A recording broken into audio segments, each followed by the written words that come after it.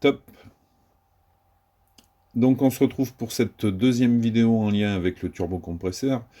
Et dans celle-ci, on calcule comment on adapte un turbo sur un moteur pour sortir la puissance que l'on souhaite. Alors j'ai marqué calcul simplifié pour une adaptation, parce que bon, évidemment, ça peut être beaucoup plus complexe que ça. Les constructeurs, ils ont ils ont fait des calculs, puis ils ont fait des essais qui leur ont permis de développer en fait des logiciels qui permettent d'adapter très rapidement un turbo à un moteur. Nous, on n'est pas dans cette configuration, on ne peut pas faire les essais derrière, mais on peut approcher un peu le truc. Bon, voilà. Allez, on y va, on commence. Et j'essaye de pas trop quand même rentrer dans les détails. Donc la démarche, on se fixe une puissance à atteindre. On regarde quelle quantité de carburant permet cette puissance, ou énergie, parce que dans la quantité de carburant, c'est l'énergie. On fixe un rendement moteur, on en déduit la quantité d'air, donc là, avec le rapport de richesse, on vérifie sur la courbe du compresseur si c'est adapté, on calcule la puissance absorbée par le compresseur, et on calcule et vérifie si la partie turbine est adaptée. Alors, avertissement et limite, c'est un calcul approché, car on prend des hypothèses de travail, évidemment. Le rendement du moteur, nous, on peut que l'approcher, mais on ne sait pas, en fait, de combien il est. Il faut faire le calcul au moins à Pmax et à Cmax, à la puissance maxi, au couple maxi. Nous, ici, on fait le calcul qu'à la puissance max, parce que au couple maxi, c'est pareil, il faudra avoir des données un peu plus précises sur le moteur. Et on peut ensuite étendre le calcul pour voir où le turbo commence à charger. C'est-à-dire qu'une fois qu'on est à Cmax et qu'on a défini le compresseur, on est capable de dire s'il charge ou pas au couple maxi, de le baisser, etc. Voilà. Donc voilà, c'est juste une approche. C'est pour vous expliquer comment on peut faire. Mais ça donne quand même des résultats qui sont pas si mal, même si c'est qu'une approche. Alors, on y va. Je fixe un objectif de 400 chevaux pour un moteur de 2 litres à 6500 tours. Bon, ok, très bien. Donc j'ai pris on prend un moteur de base, peu importe, atmosphérique ou déjà turbo, très bien. Et puis on essaye d'en tirer 400 chevaux. Alors, pour avoir 400 chevaux, en fait, on se pose la question, quelle masse de carburant pour 400 chevaux alors on multiplie par 736 watts, on obtient 294 000 watts. Si on l'écrit en énergie, les joules, c'est des watts par seconde. Donc on est à 294 400 watts par seconde. Le carburant, lui, il contient 43 000 kJ par kilo. Alors j'ai mis environ, ça dépend du carburant. Voilà, si c'est de l'éthanol, ça ne sera pas ça. Donc pour calculer la masse de carburant, on fait la quantité d'énergie libérée sur le PCI, le pouvoir calorifique du moteur. Et on trouve donc 6,84 grammes d'essence ou de carburant par seconde. D'accord? Donc il nous faut, pour sortir 400 chevaux, il faut qu'on rentre 6,84 grammes d'essence. Ça, c'est si le moteur a un rendement de 1. On sait bien que le moteur n'a pas un rendement de 1. Ici, on va prendre un rendement de 30%. Alors, c'est là qu'il y a une première incertitude. Un moteur, aujourd'hui, ça peut monter en rendement jusqu'à 35-40%. Bon, voilà. Mais on ne sait pas trop. Donc, évidemment, c'est une approximation. Mais vous verrez qu'en fait, même si on mettait 40%, là, on ne serait pas si loin. Donc il faut rentrer dans le moteur plus d'essence pour que les 30% transformés en travail mécanique nous donnent les 400 chevaux. Et il faut rentrer 6,84 sur 0,3, 22 grammes. Ok. On connaît la masse d'essence, on veut la masse d'air. Donc on va prendre un rapport de richesse. Le rapport de richesse, c'est 1 pour 12,5. Ça, c'est le rapport qui nous donne la puissance maxi. Donc 1 gramme d'essence, pour brûler ce gramme d'essence, il faut 12,5 grammes d'air. Mais donc on calcule, puisqu'on connaît, nous, le nombre de grammes d'essence qu'on rentre. C'est la masse d'essence fois 12,5, et il faut 285 grammes d'air. Voilà. Nous avons ici les masses d'essence et d'air introduites dans le moteur par seconde, car on écrit P en joule. Ok. Alors après, évidemment, il faut bien voir que ça là, 285 grammes d'air, quelle que soit la pression du turbo, puisqu'en fait, là on parle en masse, et le turbo, lui, il diminue le volume, il comprime l'air, mais la masse qu'on rentre dans le moteur, c'est la même, c'est celle-là, c'est 285 grammes, pour avoir 400 chevaux. On cherche maintenant la masse d'air introduite par cycle à 6500 tours minutes. Donc pour l'instant, on l'avait en secondes. Là, on le veut en cycle. Donc la masse d'air sera la quantité d'air fois 10,3, c'est pour la passer en kilos. 2 fois 60 sur 6005. Alors 2 fois 60 parce qu'en fait un cycle, hein, vous savez, c'est 2 tours. Donc on ne peut pas diviser juste par 60. Et on obtient 5,26 grammes par cycle d'air. On cherche la masse volumique dans les cylindres. Donc en fait, on regarde maintenant la masse volumique. La masse volumique, c'est la masse sur le volume. Donc la masse d'air, c'est 5,26. Et puis le volume, eh bien, on a dit au départ que notre moteur il faisait 2 litres de cylindrée. Donc quand on remplit notre moteur de 2 litres d'air, comme on a de l'air à 5,26 grammes, on sait que la masse volumique de l'air, c'est 2,63 grammes par décimètre cube. Alors on l'exprime comme ça, hein, 1 litre, c'est 1 décimètre cube. On fixe encore des hypothèses et on dit que la température de l'air à l'entrée du moteur est de 50 degrés. Alors pourquoi on a pris 50 degrés? Parce qu'en gros, c'est la température du collecteur si l'échangeur a bien fait son boulot. On va comprimer l'air, il va s'échauffer, on peut monter jusqu'à 70, 80, 90 degrés, on le passe dans l'échangeur. Et normalement, il doit ressortir autour de 50 degrés. Voilà, et on fixe un taux de remplissage de 1. Alors ça, c'est un peu... aussi, ça varie de 0,7 à 1, mais l'erreur faite n'est pas très importante en définitive. Donc on fixe ça.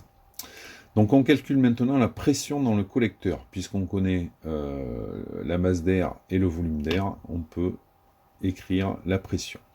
Donc ça, c'est la masse volumique de l'air.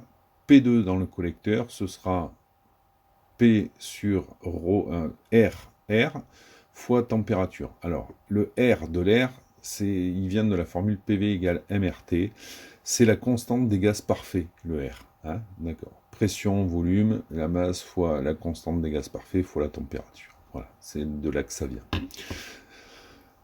Donc, P dans le collecteur, c'est 2,63 fois 2,87. Ça, c'est le R. Fois 273 plus 50. Alors, en fait, dans la formule, il nous fait la température en degrés Kelvin. Hein, donc, c'est pour ça qu'on ajoute 273. Et on se retrouve donc avec une pression de 243 803 pascal. Voilà. Donc 243 000 pascal, ça fait 2,43 bars en pression absolue, ce qui veut dire qu'en fait, en pression relative, mon turbo, il souffle à 1 bar 43. Voilà.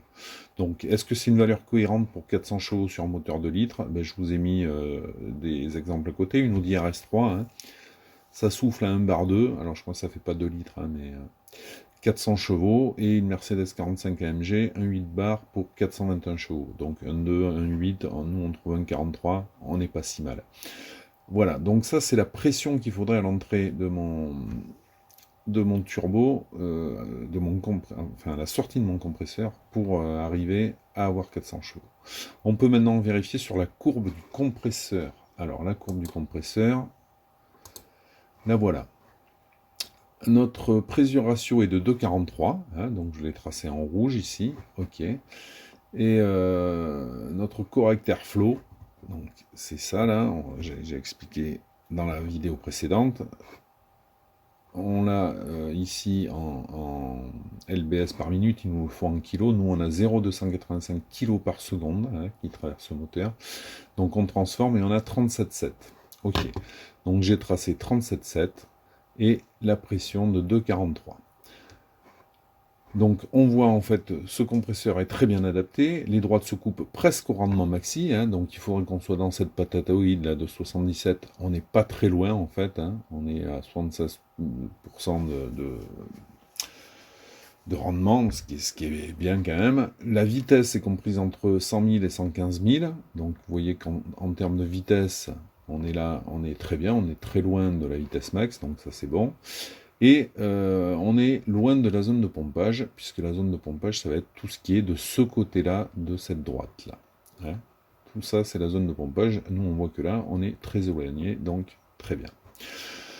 Maintenant, alors, on sait que ce compresseur-là, il irait très bien. Il faut maintenant vérifier au couple maxi. Alors, on ne va pas le faire, mais au couple maxi, on a un peu moins d'entrée de gaz. Bon, je ne sais pas où on est. Voilà, il faudrait refaire le calcul.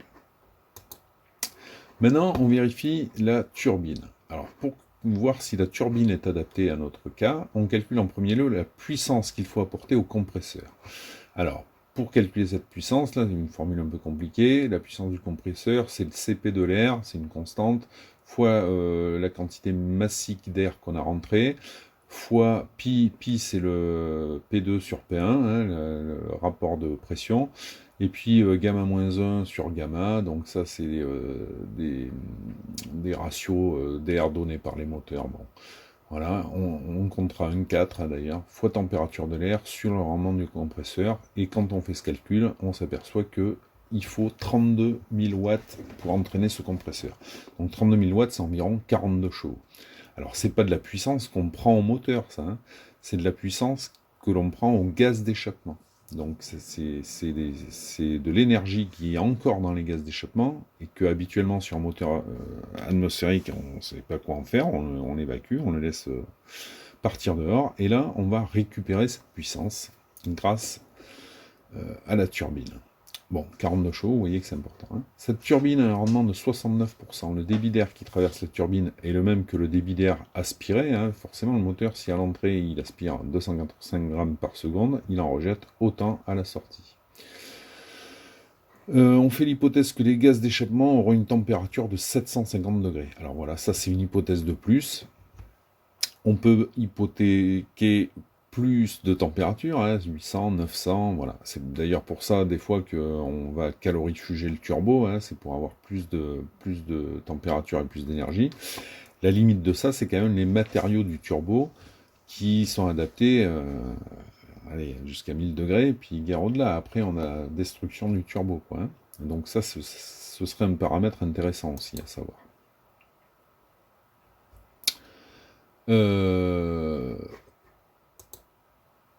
D'accord, donc ça c'est bon. La puissance de la turbine, donc. Voilà la formule. Puisqu'on connaît la puissance du compresseur qu'il nous faut, hein, on dit que le compresseur, il lui faut 32 000 watts. Et donc, à la turbine, il faut aussi 32 000 watts, au moins. Donc, voilà la formule. P4 sur P5, c'est le rapport de pression à l'entrée de la turbine à la sortie, voilà, fois le rendement de la turbine, ok. Et on a donc une différence de pression entre l'entrée et la sortie de 1,68 bar. Alors, on regarde sur la courbe, hein, 1,68 bar de ratio, on est ici, c'est la courbe violette, et puis 0,285, hein, on l'a converti en LBS, c'est 37,7. Alors vous voyez qu'on sort de l'échelle, on est ici, là.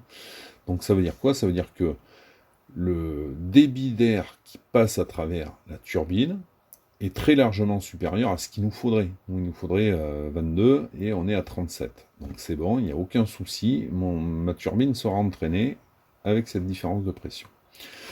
Alors, dans ce cas, le pressure ratio est la pression à la sortie de la turbine sur la pression à l'entrée, donc une image de l'énergie donnée à la roue. Hein, donc, c'est bien l'énergie qui est donnée à la roue. Le calcul à 6500 tours permet de vérifier que la turbine permet ce débit. Là, on permet grandement le débit, puisque, en fait, on devrait être à 22, on est à 37. Donc, ça veut dire qu'on a largement le débit. Et donc, on vous dit, la turbine permet ce débit, il faudra dévier via la wastegate 40% du débit de gaz. Tout ça, là, il faudra que ce soit dévié, sinon, on entraînera au-delà de la turbine, et bien sûr, donc c'est à ça que sert la wastegate. Hein. Chaque fois que vous êtes au-dessus de cette courbe, en fait, la wastegate s'ouvre et on dévie une partie des gaz d'échappement.